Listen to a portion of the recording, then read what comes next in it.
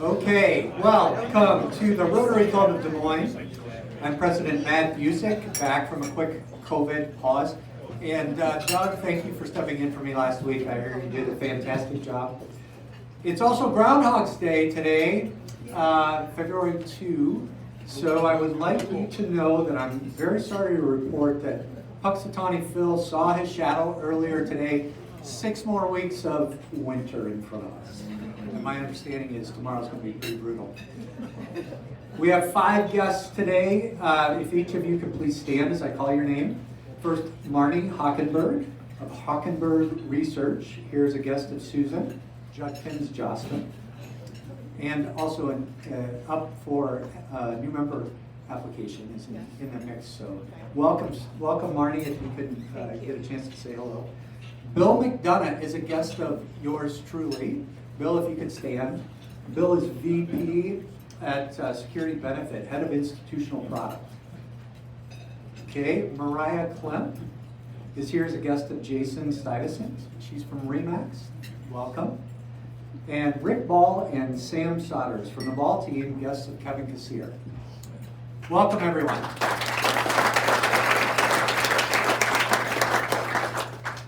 Quick reminder, we have reinstituted the tumblers on tables. This is for the Rotary Club of Des Moines Foundation. Remember, if you don't have a $sign on your badge, we encourage you to donate $3 cash or more if you care to.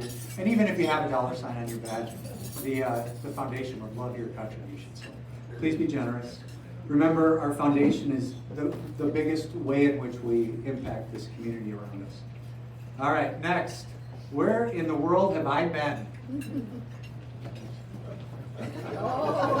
So the reason I was able to report what's going on with the winter is I was right next to Puxatawny Phil, and I did see the shadow as well. I also took an overnight sailboat cruise of Milford Sound in Fiordland National Park in New Zealand with Catherine Staub and her family. And finally, I went to London with Judy McCoy Davis. So, if you are planning an excursion or a trip, please take me along. I love to travel. The flat mat version of me, you know. You can check out flat mats on a stick, through Kitty at the RCDM office. Now, we'll move on to today's program. Becky Greenwald is going to come to the podium with a quick announcement. Following her will be past President Ski Wooten, who will share a moment of inspiration, of course, lead us through the pledge, 4-way test. And then finally, Susan will be here to introduce our guest speaker. Becky? Thank you so much, Matt. I just want to be sure you all saw the invitation to our February Fling, Friday, February 14th at the Botanical Garden. It's going to be a fun evening. I just want to encourage you, if you haven't already signed up, to be sure you come. Bring yourself, bring your spouse, bring your guests, bring a friend. We're going to have a really nice time, and we're going to be supporting the organization that we're contributing a large amount of funds to this year. So just want to encourage you, come on out, February 17th. It's going to be warm in there no matter what the weather is outside. The parking is great, all sorts of parking. We look forward to seeing you there. Thanks so much.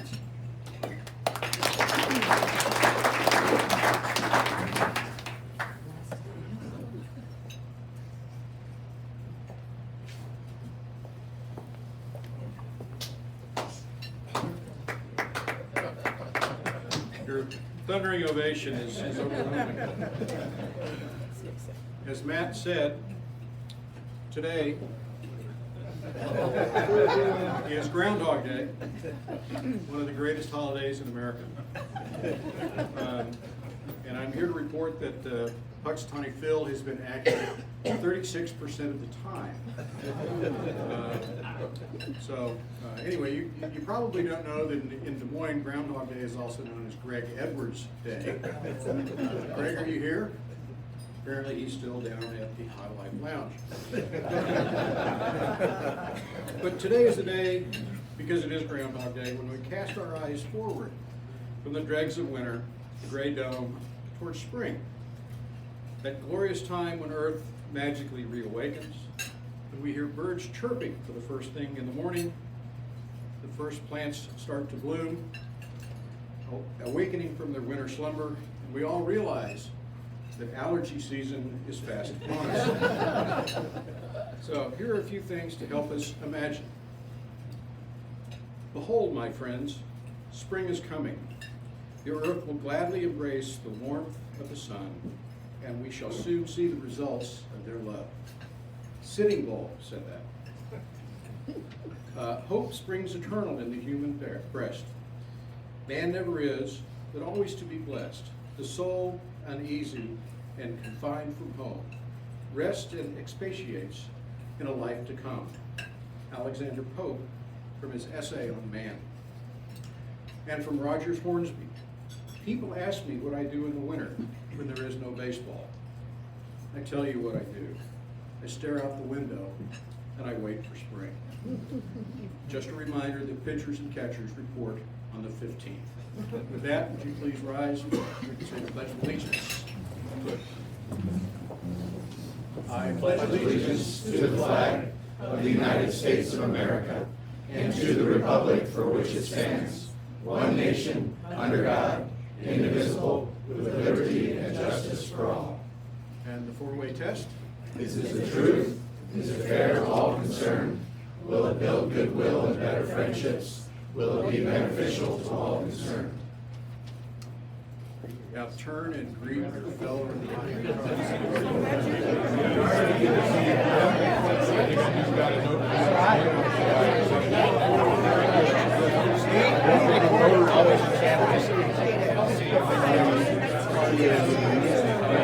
Well done, as always. Doing good up there. Thanks, Shorty. Peter, I had to walk right past each other. That was like, where else I was trying.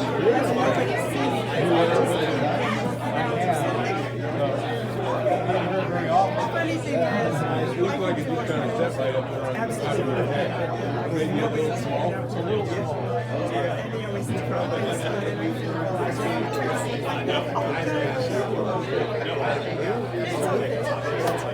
Hey, Corey. Welcome back.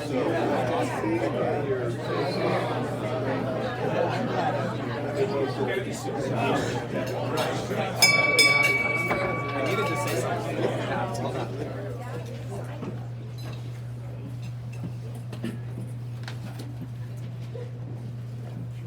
Well, it is truly my pleasure to introduce today's speaker.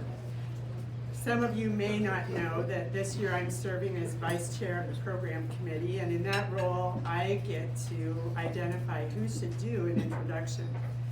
And when today's speaker was recommended by President Matt, and he said having him do the introduction would be too much me, I thought I wanted to exert a point of personal privilege in taking the opportunity to introduce Matt McCoy myself. I've had the privilege of knowing Matt for many years, especially dating back to my work with the State Department of Economic Development in running the Vision Iowa program when that was first launched over 20 years ago. Because during Matt's tenure with the Iowa House and then the Iowa Senate, one of his areas of focus was on infrastructure and the Rebuild Iowa Infrastructure Fund. And he deserves great credit for a lot of good decisions that have been made over the years in the state related to infrastructure. When Matt went to Briarcliff College in Sioux City, he graduated with a degree in history and policy, and he really has focused on policy through much of his career.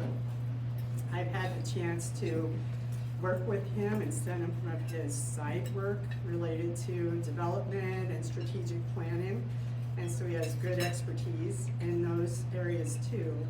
But it's been his mission to serve constituents in the state in each role he's held. He served in both the Iowa House and the Iowa Senate for a number of years, became Polk County Supervisor after that experience, and bringing such good experience to bear for Polk County. And since the 2022 election, I am proud to say that he is serving my city of Clive, given some redistricting, as Polk County Supervisor. We'll get a chance to hear from Matt about a lot of things that are happening in Polk County today. So please join me in welcoming Matt McCoy.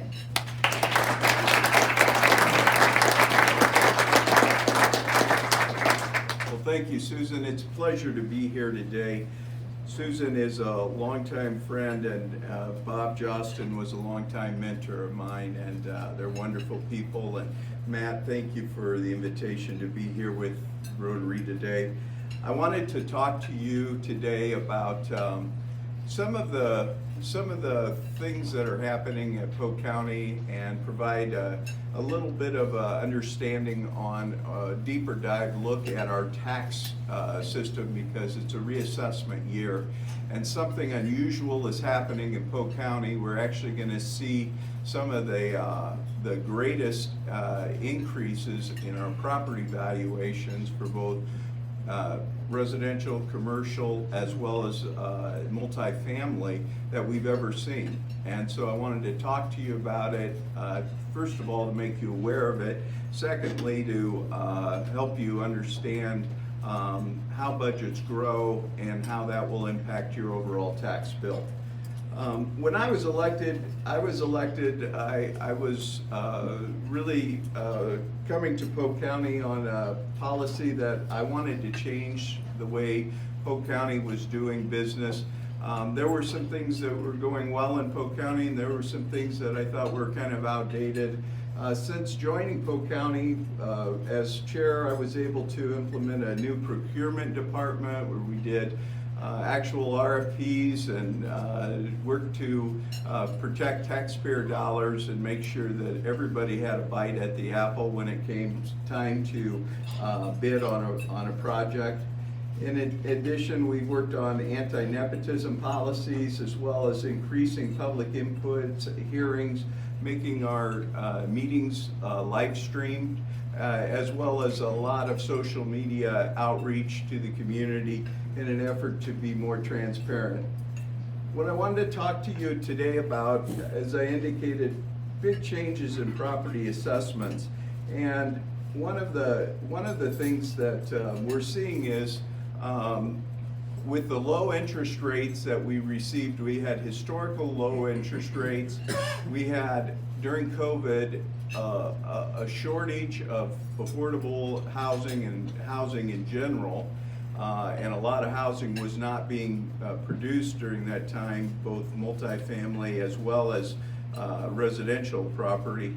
And as a result, the property values just really increased. And so one of the things that we do is we think about our taxes in a 2-year time frame, because we're always 2 years in the rears with our property taxes. So even though you're going to receive a new assessment in April, that actually represents the tax year 21-22. So 7/1 of 21 to 6/30 of 22. And this is always interesting. If you ever sell a property, when you go to sell your property, you have to catch up your back taxes in the rears before you sell it and can transfer it to a new owner. We are required by law, our assessor under chapter 428.4, for all property real estate to be revalued in odd years. So this is 23, so it's an odd year. So that's why we're reassessing property. And we revalue all the property within our jurisdiction. We'll be sending out 195,000 parcels, representing more than $56 billion in real property in the county. The impact of biannual as reassessment cycle assessments remain frozen while the market fluctuates within the reassessment cycles. The Code of Iowa requires all property to be assessed at 100% of its actual value. The actual value of all property is essentially what is fair and reasonable market value. Market value represents what's actually going on. There were 8,000 sales that we used, that our assessor used to come up with the assessments on transactions that occurred in that 2-year period. And we take out anything that would be foreclosures or not arm's length transactions. We group properties into contiguous areas called neighborhoods, and we primarily do like properties by zip code. So that's what actually is those 8,000 sales are actually what represents your like properties in your zip code. So that's how we come up with a proportional tax increase. Iowa law mandates that the assessment level of 100% of the value. So with that, we can fluctuate. Our assessor tries to shoot for 98%, but we can be between 95 to 105%. If we get outside of that range, the revenue department has the ability to come in and do an equalization order where they just across the board raise everybody's taxes. And we don't allow that to happen because it's unfair to taxpayers if you do it across the board versus breaking it up individually. Some of the trends we're seeing is our unincorporated property is actually increasing in value. If you look at the median income, or the median level, excuse me, not income, and you look at the percentage of changes, you can see some of these changes, will be on the low side will be in the teens, on the high side in the mid 20s. So providing a reduction in property tax valuation by applying assessment limitations to cushion the impact of inflation is what the residential rollback is. So we have a rollback. We're actually taxed at about 56% of our overall valuation. That's set up, and that's made up by your taxing entities, which is 40% of your property taxes go to education, 30% of your taxes go to the city government, and about 20% go to the county government. So that gives you a breakdown. In addition, there's a lot of levies from Broadlawns to Des Moines Area Community Colleges to DART Transportation to DMAC that make up the rest of your tax bill. Iowa law limits statewide growth in taxable value due to revaluations to 3% per year for residential and agricultural property. What that means is, as our tax valuations increase, you should not have to pay more than 3% on average in new taxes annually. So that cap keeps your ceiling at 3%. And so what we try to tell people is, even though the value of your property is coming up from 80% to 100% of valuation of actual value, your actual tax bill should not rise beyond 3%. The rollback calculation determines the percentage of a property's actual value that will be taxable that year. And the rollback can change from year to year, and it's also dependent upon changes that the legislature enacts. And so we always wait to see what the rollback is. We're actually waiting right now. We think the rollback's going to be around 47 to 48% from 54% this year. So your residential rollback takes your assessed value times your rollback percentage, and that's what creates your taxable value or your tax bill. Odd number years for all countywide reassessments of all properties is when we do our taxes, and we're going to do about $185,000 1,000 assessments that will be mailed before April 1st. In terms of the appeal process, if you feel that your assessment is too high because of any number of reasons, based on like properties in your zip code, in your neighborhood, you have the right to protest. And actually, when you think about it, this is the only tax bill that you have the right to protest. You pay your sales tax, you pay your income tax, but this one you can actually ask for a board review on it. The change is based on one of 5 grounds. If you appeal, the formal appeals, April 2nd through April 30th, must be in writing, signed, and timely filed with the assessor's office. And you don't need to hire an attorney to appeal. Anyone can appeal, and you can appeal on one of more than 5 grounds. Assessment is not equitable with other similar properties. Assessment value is more than the value authorized by state or actual value of fair assessment. It's not assessable, request exemption or misclassified, or if there's an error in the assessment, and errors do occur.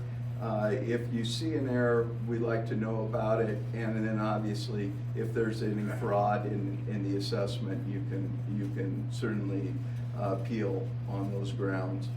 The Board of Review, we have a 10-member Board of Review that meets, and generally you get about 2 minutes before the Board of Review. So I always like to say, take your documentation in of other like sales in your area and other properties that you think the board needs to be aware of, or any deficiencies.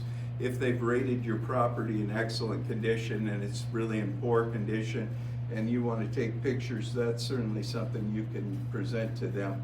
But the idea is that this tax process, or this tax valuation process, should be straightforward for homeowners, and it confuses a lot of people. One of the things we've done is we've included a handout here. I'm not the assessor, but I certainly am one, along with Susan and other elected officials, school board members, who sit on the assessment board.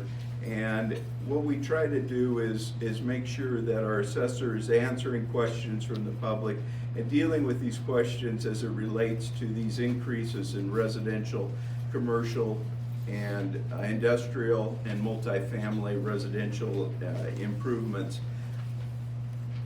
Are there any questions at this point on property taxes, that information that I covered that would be of interest at this point, or should I move on to the next item? Yes, Steve. Matt, can you touch just a little bit on mill rate? And the assessed value is one thing. Yep. The mill rate doesn't seem to adjust much. So as the valuation goes up, so do the budgets. Yep. How does that work? So each budget is certified. So you've got, as I indicated, school budgets, city budgets, and county budgets are your 3 main budgets. Your millage rate is what we can either raise or lower. In 2020, the city lowered their millage rate 60 cents per thousand. The city of Des Moines, for example, and that actually lowers your tax bill $60 per thousand of assessed value. Polk County lowered our millage rate 22 cents per thousand. So together it was 82 cents per thousand that it was lowered, but because valuations go up, that millage rate still sometimes creates a bigger tax bill than the year before or 2 years before.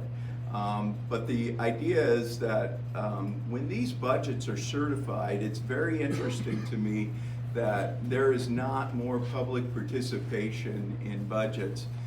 For example, I think the county is overfunded right now. And I think more of that money should be returned on tax bills as a result of our overfunding.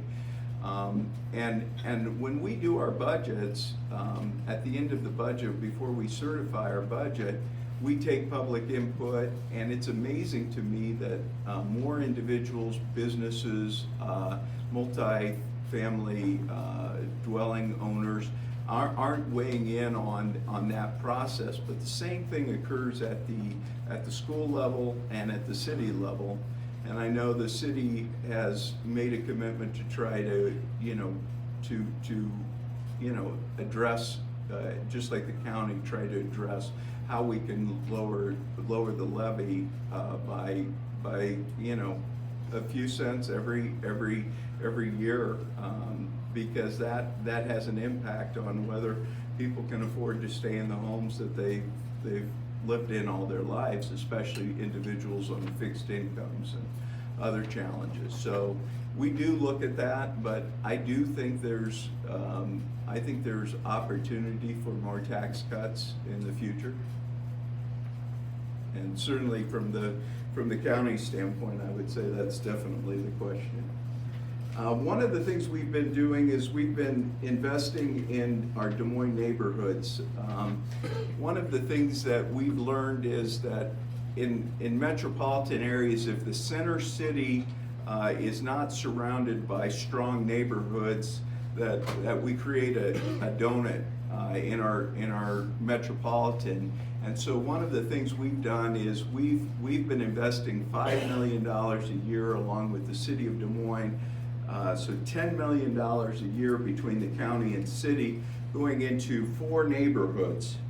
The 4 neighborhoods make up what's called Invest Des Moines, which is a 501c3 nonprofit organization created to collaborate with the city of Des Moines and invest in vibrant, healthy, strong neighborhoods.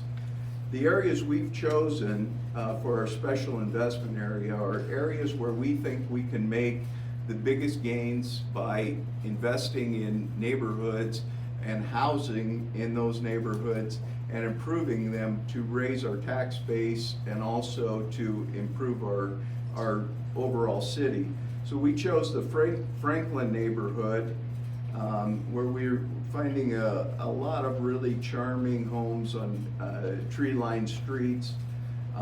We've got strong neighborhoods in the Waveland area, around the Snookies area, Franklin Library. That's one area where we saw young families wanting to live. And so what we try to do is create opportunities for them to add to the value of their homes or tax base. The other area is Drake. As you know, Drake Dogtown is going through a renaissance. We've been investing a lot of money in supporting new commercial enterprises as well as commercial properties in the Drake area, really cleaning up the corridor, improving the streetscape. That's been one of our targeted areas, as well as the Columbus Park area, which is down in Little Italy, in between the rivers, where we're finding a lot of affordable single-family homes. And the final area is the Oak Park area, where we have historic neighborhoods. We have the 6th Avenue corridor, McHenry Park, with some great views overlooking the downtown. And what we've tried to do over the past 3 years is to invest in these neighborhoods. For every dollar we've invested in grants, and we've done block challenges where we go out to neighbors and say, if you bring 10 of your neighbors together and make improvements on your home, we'll match them. So if you invest 1,000, we'll invest 1,000. In addition, we've been helping people with homeowner renovations. So how the house appears on the exterior, roofs, siding, but also helping with rehabs, creating new construction, infill housing, single-family housing in those neighborhoods, but also adding value. We're adding a bathroom, we're adding a bedroom, we're adding a garage. Those are the types of investments we've made. We've done a lot with commercial space. For those of you that have been down to Slow Down Coffee or Highland Bakery, those were, or Chuck's, we've made investments in those buildings to make sure those buildings stay strong in the corridor. We've also invested in rental property, affordable housing, and market rate housing by going in and rehabbing existing buildings. Those are some of the things we've done to try to improve these neighborhoods. Since 2020, through this grant process, we've invested more than $22.5 million in investments in these 4 areas. And for every dollar we've invested, we've had a $3.41 private match. So for every dollar that we've invested, we've seen a good return on our investment, which raises the tax value, improves the neighborhood, creates more opportunities for young families to move into those neighborhoods, and also keeps our vibrant, strong neighborhoods around our central city strong, which helps all of our suburbs, including Clive. So some of the projects you'll see, these are just a few sample pictures, helping to redevelop property. This is a house that we did up on Clinton Street, and I think it ended up selling for around $320,000 in a neighborhood that had not seen a single sale in over $200,000. So these are great examples of projects that we've done. The final area that I wanted to talk about was our American Rescue Plan. As many of you heard, the Congress and the Biden administration passed the American Rescue Plan coming out of COVID to help local governments deal with problems as a result of COVID. And the city of Des Moines and Polk County each received $95 million to invest. And so one of the things we did in Polk County, and one of the things that I urged them to do in Polk County, was to invest in mental health, affordable housing, economic well-being of individuals, people on the margins, as well as our water quality. So for mental health, what we did was we are in the process of actually creating what's called a sobering center. I had an opportunity to go to San Antonio and also to see what these sobering centers are, and they're essentially places where people with drug and alcohol addiction can be taken besides the Polk County Jail, where we would have trained paramedics and individuals that do substance abuse counseling to help individuals recover from drug and alcohol addiction if they choose to. If they choose to wake up the next day and leave, that's their choice. But ultimately, one of the things we know that we need to do is address the chronic alcohol and drug addiction in our community that we're seeing so much of, especially among our homeless populations. And so Polk County is investing in building out a new center. It will be on 19th and Carpenter, next to our public health department, and it will be staffed by paramedics as well as substance abuse counselors, and we'll be identifying individuals that we can offer some hope and some opportunity to. So that's one of the major investments we're making in mental health, among others.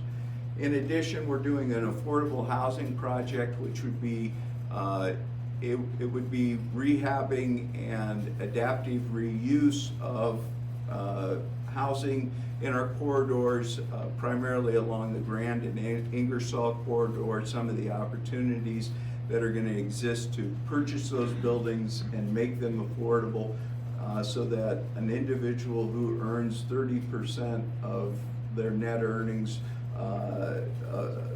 would go towards the cost of their rent. So we're creating about 400 to 500 affordable housing units, working with Des Moines Public Housing as well as other entities that have been engaged in the affordable housing battle, including Impact.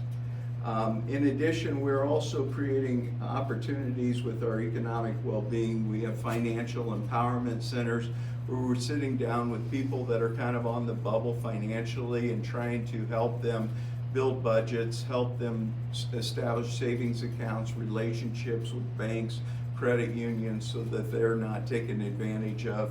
And we're going to be investing a lot of money trying to help individuals.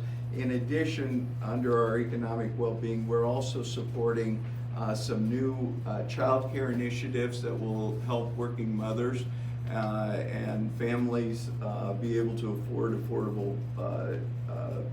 affordable child care. And the final area is water quality.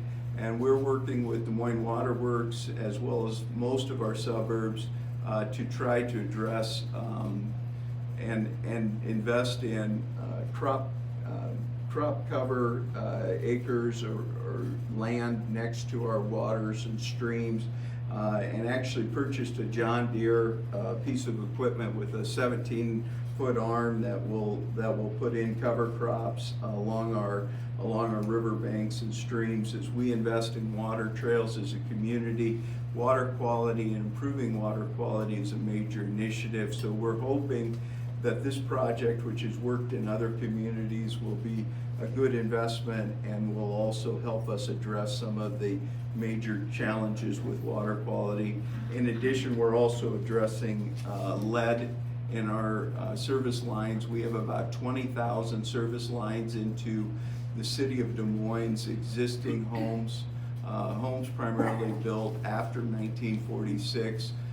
That have lead pipes that need to be changed out.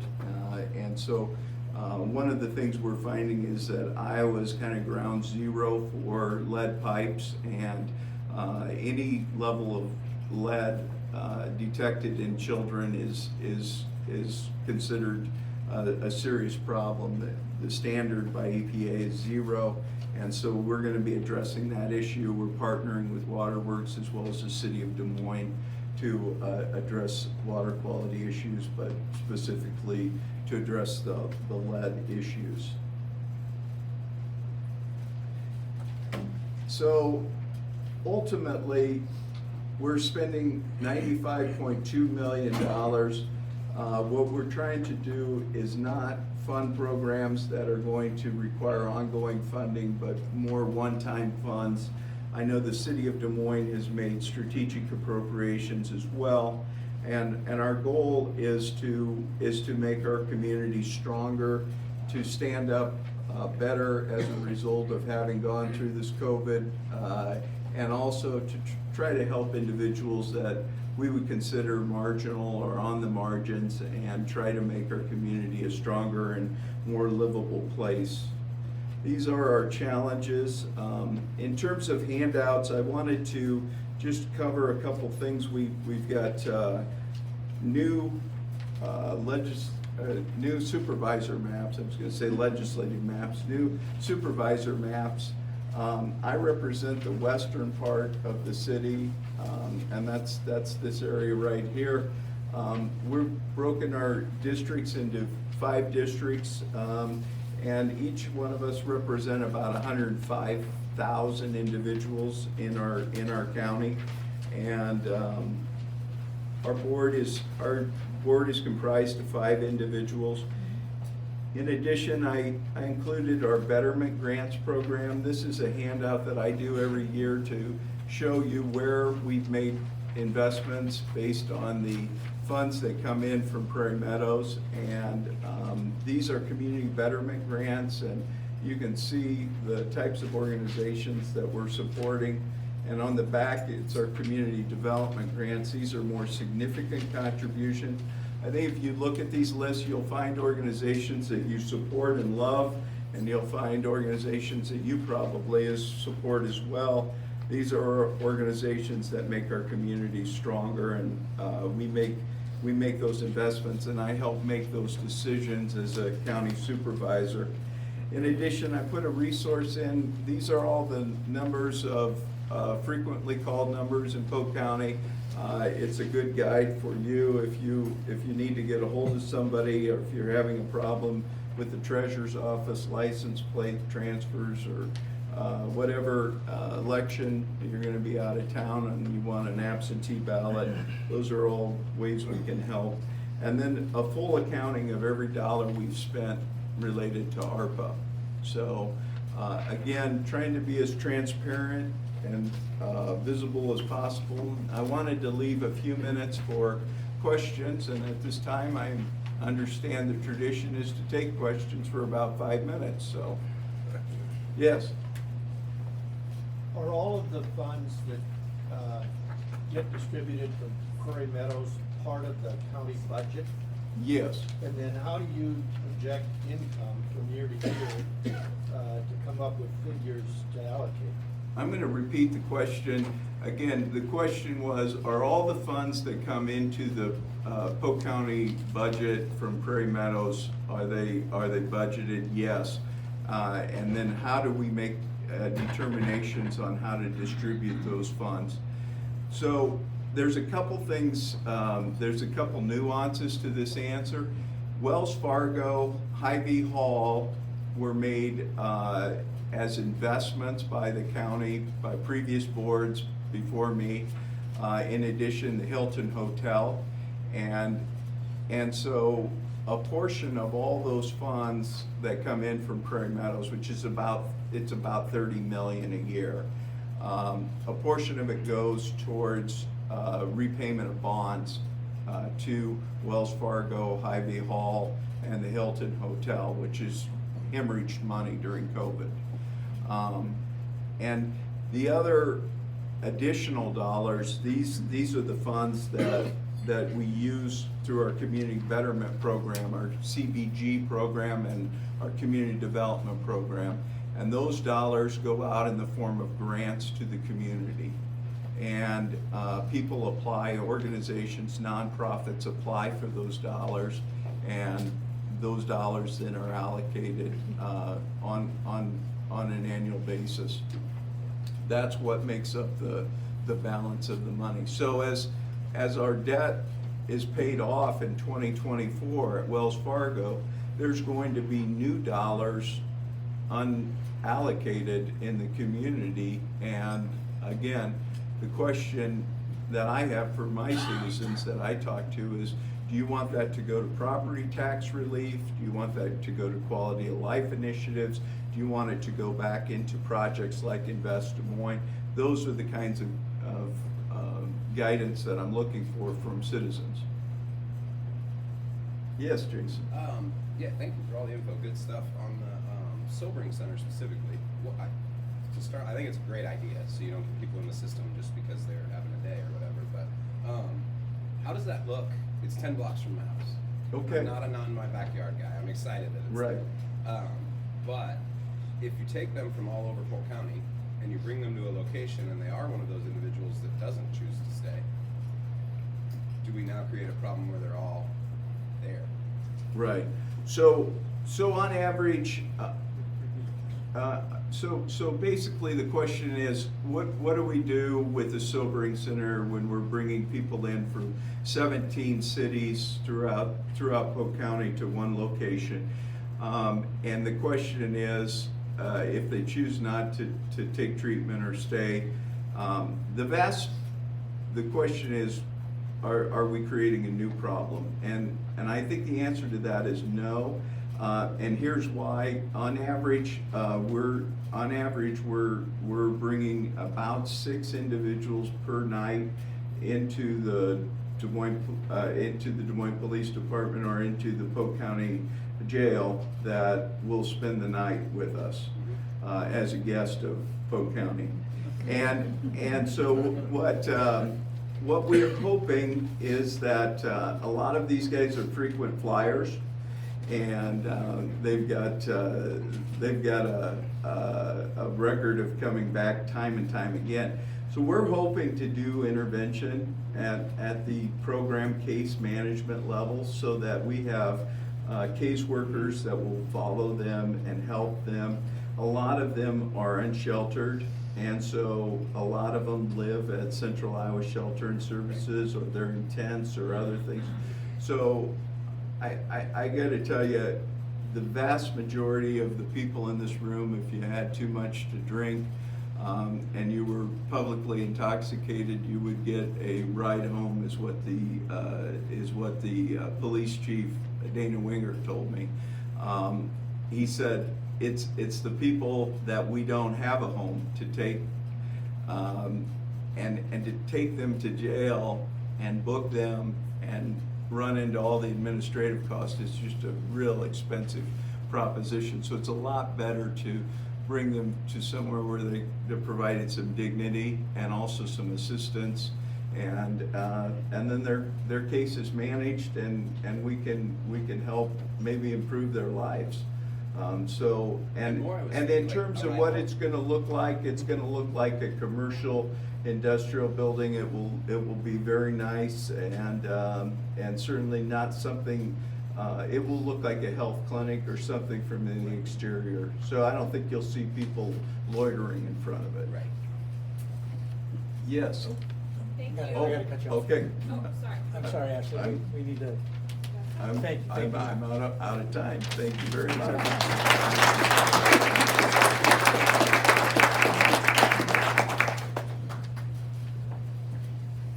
So, sorry about that, Matt. I am a former Marine Corps officer. 29 years ago, I pulled anchor off the shore of Mogadishu, Somalia, so I like to stick to the timing. I'm assuming you'll stick around if there are other questions that went unanswered. Absolutely. Thank you, Matt, for spending time with our club today, and thank you for sharing your message with us. We really appreciate it. As a token of our appreciation, we're giving a book to the Des Moines Public Library in your honor. Your book will become part of the Rotary Rosie Reader Band Collection. This is a traveling library that has reached scores of readers over the past few years since the Rotary Club of Des Moines donated $40,000 for its purchase in 2020. Okay, I would like now to turn our attention to upcoming meetings. As you consider the following programs, please think about who you know who would be an outstanding addition to our club, and invite him or her to join you as your guest. Remember, we need RSVPs by Wednesday at 9 a.m.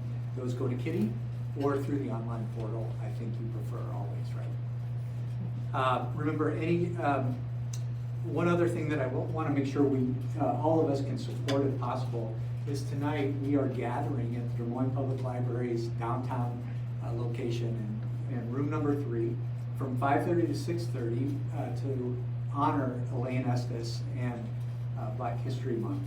So please join us if you can. It's at 5:30, and if you haven't already RSVP'd and you do plan to attend, Kitty'd like to know that because we need to make sure we have the proper number of chairs set. Saturday night is the Iowa Wolves basketball game to help end polio now. Thanks to Jeff Stickle.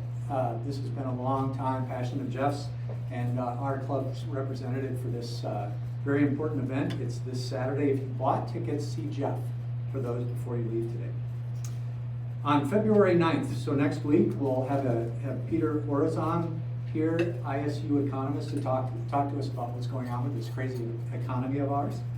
On February 16th, we will not meet because we're meeting on the 17th with Becky at the Botanical Garden. And then on the 23rd, Jake Christensen will be here to talk about redevelopment of downtown. As always, thank you to our guests. Thank you to all of you for being here today. Do you want me to talk about it? Okay. Very happy to have you here today, Matt. Thank you for all your comments. He'll stick around if you have questions that went unanswered. We are adjourned.